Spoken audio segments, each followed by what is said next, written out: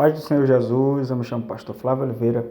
Seja bem-vindo ao canal Só Palavra, o canal que te ajuda a crescer na Palavra de Deus. Nós estamos juntos mais uma vez para aprendermos a nossa escola bíblica dominical e o tema da nossa lição é a 11ª lição, é o avivamento e a missão da igreja. E nós estaremos falando sobre evangelismo, sobre como a igreja deve se comportar para cumprir a grande comissão e missão que fora deixada pelo Senhor Jesus. Como nós bem sabemos, toda lição da nossa escola bíblica dominical, ela nos apresenta 3 objetivos. O primeiro objetivo é conhecer as características que evidenciam o avivamento da igreja primitiva. A segunda característica é conscientizar de que o avivamento espiritual é indispensável para proclamar o evangelho sob o poder do alto. E terceiro objetivo e último, explicar que o genuíno avivamento repercute em evangelismo e missões juntamente com a manifestação dos dons e poder do Espírito Santo de Deus. Então, nesta lição, nós abordaremos algumas coisas ou algumas características da igreja primitiva que são de suma importância para a igreja contemporânea que somos nós. Bem na nossa introdução, porque toda lição da Escola Bíblica Dominical, ela tem uma lição, nós podemos fazermos alguns apontamentos a respeito de como que a igreja primitiva se comportava. Primeiro, com dinamismo na evangelização. Era uma igreja que era dinâmica e que entendeu cabalmente a missão que lhe foi confiada, que era pregar o evangelho a toda criatura. Segundo, no discipulado e no cuidado com os necessitados como resultado do grande avivamento produzido pelo Espírito Santo. Então a igreja entendeu que ela tinha que evangelizar, discipular e cuidar dos mais necessitados. Isto tudo sob a orientação e o poder do Espírito Santo de Deus. E nós sabemos que este avivamento, ele aconteceu após a ressurreição de Cristo. Quando Cristo ressuscita, ele encontra os seus discípulos, isto nos evangelhos, o evangelho de João, Mateus, Marcos, Lucas e João, nos últimos capítulos relatam a maneira como o Senhor encontrara os seus discípulos. Jesus os encontrou desanimados, incrédulos, tristes, como se estivessem órfãos e abandonados. Esta foi a maneira, a situação pela qual o Senhor os encontrou. O Senhor os encontrou desta maneira, que eram desanimados, desânimo e incrédulos, sem acreditarem na ressurreição do Senhor Jesus. Mesmo ouvindo a mensagem tão importante recebida por Maria Madalena, que estivera no túmulo com Jesus, constatou que o Mestre, o Senhor Todo-Poderoso, havia ressuscitado. Todavia, os discípulos não deram credibilidade à mensagem da serva de Deus. Então, Jesus Cristo, ele vai aparecer. Ele aparece para os discípulos em Lucas capítulo 24. E os discípulos ficaram pasmados, assustados, porque pensavam que era um espírito. Mas para comprovar que realmente era Jesus, Jesus lhes pediu favo de mel e um pedacinho de pão para comer. E então Jesus esclareceu todas as dúvidas deles e fez com que eles entendessem que realmente o que se achava escrito a respeito dele tinha que se cumprir. E se cumpriu. Então Jesus deu a seguinte orientação para eles após a ressurreição. Jesus disse isso em Marcos capítulo 16. Jesus disse, olha, ide por todo mundo e pregai o evangelho a toda criatura. Quem crer e for batizado será salvo, mas quem não crer será condenado. E naquela ocasião Jesus fez a promessa de diversos sinais, e sinais constantes, de acordo com a intensidade que eles pregassem a palavra. Jesus fala, e estes sinais seguirão os que crerem. Ou seja, estarão à disposição dos que acreditarem. Em todos os tempos e lugares, quando há alguém que acredita em Jesus, que ministra a palavra com propriedade, com autoridade, na unção do Espírito Santo, nada resistirá ao poder de Deus. Deus irá operar para a glória do nome de Jesus. Foi assim com os discípulos, foi assim com o apóstolo Paulo, foi assim com Filipe, foi assim com Estevão e com tantos homens de Deus que nós bem conhecemos através do livro histórico de Atos dos Apóstolos. Então a igreja primitiva, ela entendeu que tinha que pregar a palavra. E com habilidade, cuidado, sabedoria, mesmo com tantas perseguições que eles sofreram, eles cumpriram de forma notória com a missão que fora entregue por Cristo em suas mãos, que era levar a palavra para o mundo de então, a fim de que a mensagem de Cristo chegasse a outros corações, a novas terras, a novas nações, a novos povos, para que se cumprisse as promessas de Deus a respeito da salvação que está em Cristo. O avivamento na igreja local. Há um avivamento espiritual. E houve isto no Pentecostes.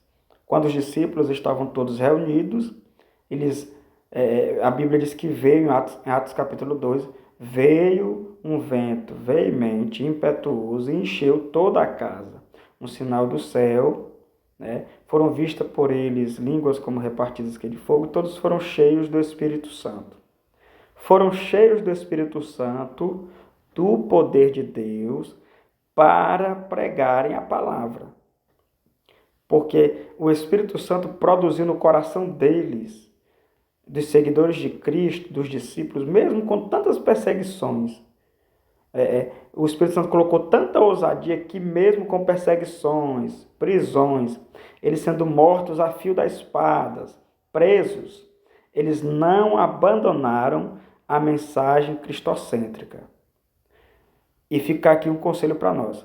Não só pregarmos dentro das quatro paredes dos templos, mas realizar a evangelização pessoal nas casas, nos bairros, em todos os lugares, todos os locais, porque onde houver alguém, uma vida, há alguém que precisa de salvação.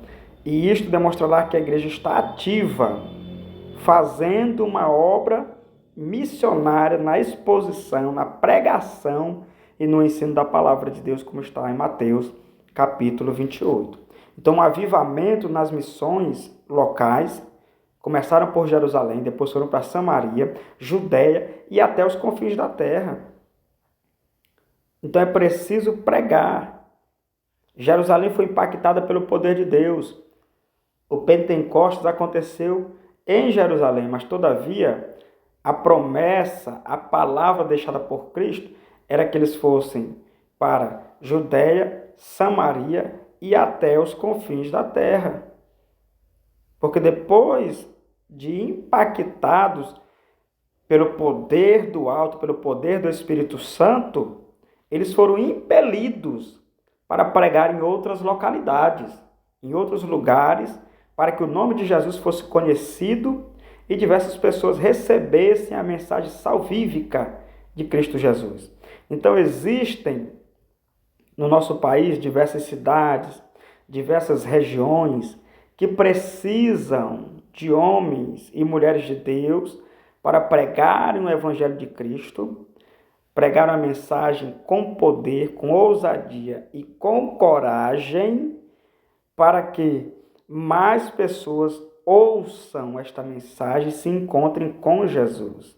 E nós temos liberdade. Nós temos uma liberdade constitucional. O nosso país garante isso, a nossa Constituição de 1888. Ela garante liberdade de nós pregarmos o Evangelho, liberdade de crença, para nós ministrarmos a palavra. E nós temos que aproveitarmos esta liberdade para proclamar os princípios e a palavra do Senhor em diversos lugares, nos estados, nas cidades, distritos, em todos os lugares do Brasil. Nós precisamos orar urgentemente para que, de fato, o Brasil se renda a Cristo, porque o Brasil está precisando de Cristo. O Brasil está precisando da palavra de Deus. O Brasil está precisando do Evangelho. Só Cristo, através da sua palavra, é que tem a solução para o nosso Brasil. E a igreja tem em suas mãos a ferramenta para trazer as mudanças necessárias. A palavra de Deus. Faz parte deste grande avivamento ministrar, pregar, evangelizar a palavra de Deus. O avivamento, ele foi algo impactante, mas eles não abandonaram a prática da evangelização, a busca pelas vidas, pelas almas, porque a igreja primitiva, ela é tida como uma igreja missionária, viu? E isto vai ser detectado na igreja de Antioquia, onde o Espírito vai separar Paulo e mais Barnabé para a obra que eles tinham sido separados, que era a obra missionária. O Espírito separou, o Espírito deu graça e o Espírito enviou os dois homens para pregarem a palavra. Que sejamos assim, em nome de Jesus. Que possamos pregar a palavra, levando a palavra com ousadia. Deus levantou esses dois homens, levantou Paulo, levantou Barnabé, levantou Silas, levantou Pedro e tantos outros homens, na autoridade, na unção do Espírito Santo, não foi para ficar entre quatro paredes. Foi para pregar o Evangelho a toda criatura, em nome de Jesus. Então nós vemos que durante os tempos e os séculos que se passaram, a Europa, o continente europeu, o continente asiático, o continente africano, o americano, todos os continentes, eles receberam parte deste avivamento. E muitos estão vivendo agora um período frio, porque por falta de amor e interesse pela evangelização constante e intensiva. A Europa pagou um grande preço, porque a Europa foi um berço de tantos missionários que saíram para evangelizar o mundo.